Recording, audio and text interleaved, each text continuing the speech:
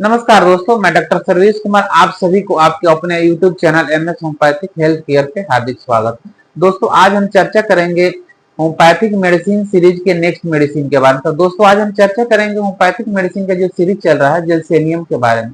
तो दोस्तों जेल्सेनियम एक प्लांट किंगडम से बना हो और जो जेस्मिन का प्लांट होता है उसके जड़ से बनता है।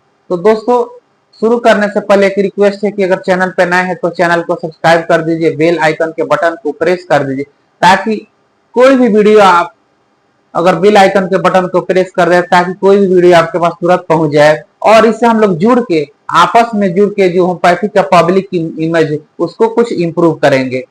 तो दोस्तों इस इंप्रूवमेंट में आप लोग का काफी सहयोग चाहिए। तो दोस्तों सबसे पहले हम जानेंगे जेल्सेनियम का मेन सिम्टम क्या होना चाहिए। दोस्तों जेल्सेनियम का जो मेन सिम्टम होता है इसमें क्या होता है कि मसल्स का जो कोऑर्डिनेशन होता है वीक होता है, उसके वजह से मसल्स और नर्वस सिस्टम की बीमारी आने लगती है।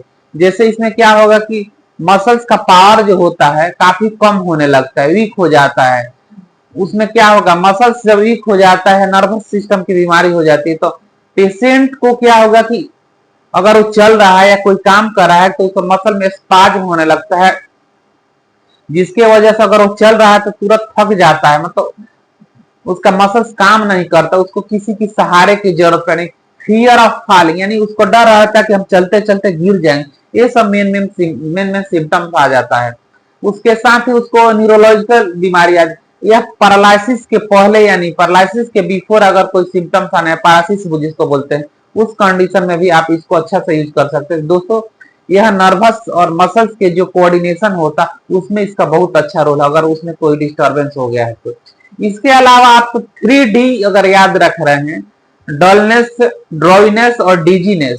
दोस्तों डलनेस में क्या होता है, काफी सुस्त हो जाता है, जो पेशेंट रहता है काफी सुस्त रहेगा, उसके आंख के जो आईलिड होता है काफी हेवी हो जाता है, उसका आंख खुलता नहीं, वो आंख हमेशा बंद करके रहता है, बात करना नहीं चाहता है।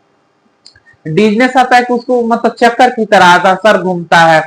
और ड्राउजीनेस का मतलब होता है उसके पास आलस बहुत ज्यादा रहता है। ड्राउजीनेस मतलब सुस्तीपन आ जाता है, बहुत ज्यादा मतलब आलसी हो जाता है, उसको कुछ करने की इच्छा नहीं होती है। और एक होता है मसल्स का जो कोऑर्डिनेशन वाला। अगर ये 4 सिम्टम आप अगर याद रख रहे हैं तो आपको पूरा जेल्सेनियम कवर हो जाएगा। इस सिम्टम्स के आधार पर अगर कुछ भी हो रहा है तो उसमें अच्छा रिजल्ट मिलेगा आपको। तो दोस्तों एक एक करके हम मेन सिम्टम के बारे में चर्चा करेंगे। तो सबसे पहले इसका हम हेडेक जानेंगे कि सर दर्द इसका कैसा होता है। दोस्तों इसका जो सर का दर्द होता है स्पाइन से शुरू होता है, यानी पीछे से शुरू होता है और शुरू होते होते आगे तक आता है। उसमें उसका आंख से धुंधलापन दिखाई देना, तो कभी कभी ब्लाइंडनेस की तरह आ जाता है और सर का जो ऊपरी भाग रहता है काफी कोल्ड दिखता है और आंख के आते आते पूरा सर में तेज दर्द हो जाता है, आंख पूरा बंद करके रखते एकदम सुस्त हो जाता है। उसके अलावा इसको चक्कर भी आने लगता है, कभी कभी ऐसा होता है इसमें चक्कर आने लगता है। चक्कर जब आता है तो विजन वीक हो जाता है, ब्लूड विजन आने लगता है, काफी सुस्त हो जाता है, सो जाता है, आंख बंद कर लेता है। उससे अगर कोई बात भी करता है तो हूं हाँ जवाब देता है, ज्यादा बोलता नहीं। वो चाहता है कि मेरे पास कोई रहे नहीं, क्वाइट वांट टू बी माने अकेले रहना चाहता है, शांति में चाहता है, कंपनी एवर्सन करता है, कंपनी से दूर भागना चाहता है, कोई चाहता है कि कोई हमें डिस्टर्ब नहीं करे। ये सब सिम्टम्स कवर हो जाता है इसके अंदर। इसके अलावा उसमें एक और चीज रहता है कि जब वो सोता है तो सो रहा है बीमारी के कंडीशन में तो उसका आंख खुलता नहीं है और रुक रुक के कराहता रहता है, और अगर कोई आवाज देता है तो धीरे से बोलता है, स्लो मोशन बोलता है और आंसर एवर्सन यानी आंसर देना नहीं चाहिए। अगर कोई कुछ पूछ रहा है घर में तो जवाब नहीं देता है, क्योंकि उसको इच्छा नहीं होती अंदर से बोलने के लिए, क्योंकि काफी सुस्त रहता है, काफी डल रहता है। ये इसका मेन पिकुलियर सिम्टम्स है। इसके अलावा देखिएगा कि जो इसका नेक रहता है तो नेक में पैरालिसिस की वजह से कभी कभी ऐसा होता है कुछ भी निगलता है तो अंदर नहीं जाता है, वहां पर दिक्कत होने लगता है गर्दन में और आंख कान में देखिएगा इसको, और एबनॉर्मल आवाज आता है, लगता है कुछ कान में चल रहा है, सेंस नहीं आ रहा है। ये सब सारी समस्या इसके अंदर बहुत ज्यादा देखने को मिलता है। इसके अलावा इसको प्यास नहीं लगता है, काफी थर्स्टलेस रहता है, माने इसको प्यास लगता ही नहीं। और फीवर के कंडीशन में देखा जाता है कि जब इसको फीवर आता है तो अचानक फीवर आएगा और काफी सुस्त हो जाता है, और सुस्त के कंडीशन में वो किसी से बात नहीं करता, एकदम आराम से लेट जाए, आंख बंद कर लेगा। उस कंडीशन में आप इसको देखता, सुस्ती भी रहता है और साथ में काफी वीक हो जाता है, उसको थकान हो जाता है। और इसका देखा जाए कंप्लेन, गर्मी बहुत ज्यादा अगर लग गया है, गर्मी ज्यादा हो गया या हीट के कारण से उसको डिप्रेशन की शिकायत आने लगता है। मैंने काफी उस समय अपने आप उसको अच्छा नहीं लगता है गर्मी के मौसम में। जब गर्मी का मौसम होता है काफी सुस्त हो जाता है। और जब उसको सर में दर्द होता है तो धूप में उसको बर्दाश्त नहीं होता है, चाहे लाइट पे उस देख नहीं पाता है, आंख से धुंधला दिखाई देने लगता है। मतलब आंख लाइट के सामने काफी सेंसेटिव रहता है, क्योंकि ये काफी सेंसेटिव रहता है, तो लाइट से भी, शोर से भी, थोड़ा भी सभी कहीं शोरगुल हो रहा है उसको बर्दाश्त नहीं, तो अपने आप को कमरे में बंद कर लेता है, शोर शराबा से दूर हो जाता है।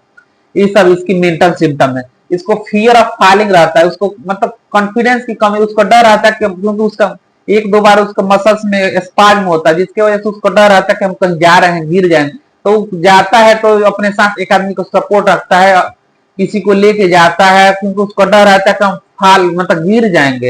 ये सब समस्या उसके अंदर आते हैं, फियर ऑफ फॉलिंग आता है इसके एक सिम्टम्स।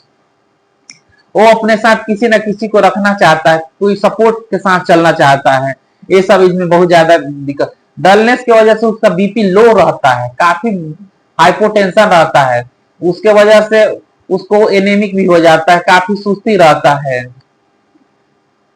और उसका जो ट्रेमलिंग की समस्या आ जाती है, क्योंकि मसल्स और नर्वस सिस्टम वीक हो जाता है तो उसके अंदर ट्रेमलिंग आता है, उसका हाथ पैर जो होता है कांपने लगता है।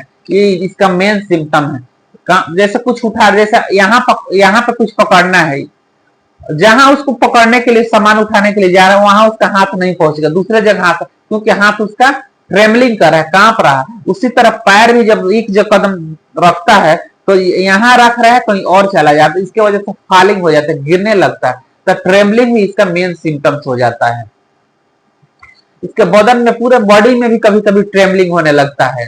अगर इसको फीवर भी आ रहा है तो फीवर के कंडीशन में काफी ट्रेमलिंग होने लगता है, काफी कांपने लगता है, उस कंडीशन में भी आप इसको दे सकते हैं, फीवर का सिम्टम से। और साथ ही इसमें देखिएगा कि इसका जो चल रहा है तो मोशन के कंडीशन में इसका पैर जो है, मतलब जहां पैर डालना चाहिए वहां पे नहीं जाता है, कहीं और चला जाता है, जिसके वजह से क्या होता है, इसको डर होने लगता है कि हम गिर जाएंगे, और गिरने की वजह से काफी मतलब सपोर्ट की जरूरत पड़ती है, इसीलिए वो सपोर्ट लेना चाहता है। और हमेशा उसको एक और है, इसके एग्जामिनेशन फियर रहता है उसको। एग्जामिनेशन नहीं मतलब जैसे बच्चा है एग्जाम देने वाला, तो अगर कहीं उसको एग्जाम देने जाना है तो उसके पहले डायरिया हो जाता है, यानी नर्वस डायरिया एक सिम्टम्स आता है। जैसे नर्वस डायरिया में जैसे एग्जाम देने जाना है तो एग्जाम के पहले उसको क्या होगा, उसको डर हो जाता है, और उसके पहले 2-3 बार उसको स्टूल जा, भले यूरिनेशन करेगा लेकिन स्टूल पास करने के लिए जाना पड़ता है। इसके साथ ही जैसे जो बड़े लोग हैं वो किसी ऑफिस में मीटिंग के लिए जा रहे हैं, अचानक उनको मीटिंग का मैसेज आया है कि मैं मीटिंग में आपको जाना है, उस समय उसको डायरिया या नर्वस डायरिया होने लगता है और बार बार जाना पड़ता है। उसके पहले अगर ऐसा हो रहा है तो उसके पहले अगर जलसेनियम दे दे रहे हैं तो उसको बहुत अच्छा रिलीफ मिलेगा, उनको डायरिया नहीं होगा और कॉन्फिडेंस काफी आ जाएगा, क्योंकि यह कॉन्फिडेंस की कमी की वजह से होता है, उनके अंदर कॉन्फिडेंस नहीं रहता है। और इसका देखिएगा कि अगर कोई बैड न्यूज सुन लिया है, गुड हो या मतलब बैड न्यूज अचानक सुन लेता है तो इसके अंदर डिप्रेशन आ जाता है, काफी सैड हो जाता है, उसके वजह से बैड न्यूज के बाद से इसको जो बीमारी हो जाती है, जैसे अचानक किसी कुछ सुन लिया है तो उसके वजह से उसको सर में दर्द हो जाएगा या डायरिया हो जाएगा। कभी कभी सरप्राइज कुछ चीजें सुन लेता है, उसके बाद से भी उसका कंप्लेन बढ़ जाता है, इसमें भी देखा जाता है। और बैड न्यूज में देखा जाता है तो जरूर नहीं कि बैड न्यूज, अगर उसको छोटा सा मतलब कोई बीमार पड़ गया है उसके घर में और या कुछ और हो गया है, तो अगर वो सुन ले रहा है तो उसके बाद से भी उसको बहुत ज्यादा मतलब डिप्रेशन में चला जाता है और बहुत ज्यादा अपने आप को सोचने लगता है कि कैसे क्या होगा, वो सब दिमाग में उसके आने लगता है, उसका कॉन्फिडेंस काफी लो रहता है। कोई काम करना रहता है तो उस काम करने से पहले वो काफी सोचता है कैसे करे कैसे नहीं करे, वो काम नहीं कर पाता है। साथ ही उसका जो अगर सर में दर्द हो रहा है तो सर में जब दर्द होगा तो देखा जाता है कि अगर यूरिनेशन बहुत ज्यादा होने लग रहा है, माने यूरिन आउटपुट होने लग रहा है, उसके वजह से उसका सर में दर्द थोड़ा सा राहत मिल जाता है, ये सभी उसमें देखने को मिलता है। तो दोस्तों चिल्ड्रन के कंडीशन में भी देखा जाता है कि बच्चा मतलब डर जाता है, जैसे गोद में कोई लिया है और अचानक चौंक जाता है, चौंक के उठ जाता है या गोद से मतलब इधर हो जाता है, मतलब उसको भी चौंकने का रहता है और उसको फीवर भी फीवर के कंडीशन में अगर ऐसा सिम्टम्स मिला है तो उसको देख, और बच्चा अगर सो रहा है तो काफी सुस्त हो जाता है और आंख नहीं खोलता है, हिलाने डोलाने पे जल्दी हिलता नहीं, आंख खोल के एक बार देख लेता है फिर सो जाता है, उस कंडीशन में आप जैल्सेनियम दे सकते हैं। यह फीवर के लिए बहुत अच्छी रेमेडी है। इसके अलावा दोस्तों जैल्सेनियम एक बहुत ही पॉलीक्रेस्ट रेमेडी है, यह बहुत ही लॉन्ग रेमेडी है, लेकिन इसका जो मेन सिम्टम है डलनेस, डिजीनेस और ड्राउजीनेस और ट्रेमलिंग वाला अगर सिम्टम मिल रहा है तो उस सिम्टम्स के आधार पर अगर आप दे रहे हैं तो कोई भी बीमारी है उसमें बहुत अच्छा आपको रिजल्ट मिलेगा जैल्सेनियम अगर दे रहे हैं। तब दोस्त रही बात जैल्सेनियम किस पोटेंसी में हमको देना चाहिए, दोस्तों जैल्सेनियम 30 भी यूज होता है, 200 भी यूज होता है और 1 mg भी यूज होता है, लेकिन अगर एक्यूट कंडीशन है तो आपको 30 पोटेंसी में 4 बूंद 3 बार यूज करना चाहिए। अगर एक क्रोनिक है तो उसमें 200 और 1 mg यूज हो सकता है, लेकिन जैसे पैरालिसिस का शिकायत होगा और मेंटल सिम्टम मिल जा रहा है तो उसमें 200 1 mg यूज कर सकते हैं, लेकिन ज्यादा बेटर रहेगा कि आप अपने नियरेस्ट किसी अच्छे डॉक्टर के गाइडेंस में अगर ट्रीटमेंट ले रहे हैं तो ज्यादा बेटर है, क्योंकि आपके डॉक्टर आपसे प्रॉपर केस टेकिंग लेंगे और उसके बाद से अगर मेडिसिन निकाले, जरूर नहीं कि यही मेडिसिन आपको सूट करेगा, कोई अदर मेडिसिन हो सकता है निकल जाए, लेकिन बस हम दोस्तों आपको नॉलेज के लिए मेडिसिन बता रहे हैं कि आप इसके प्रति आपको नॉलेज हो। तो दोस्तों ये रही हमारी जैल्सेनियम की चर्चा, फिर मिलते हैं नेक्स्ट वीडियो में। स्वस्थ रहिए, खुश रहिए, सदा मुस्कुराते रहिए।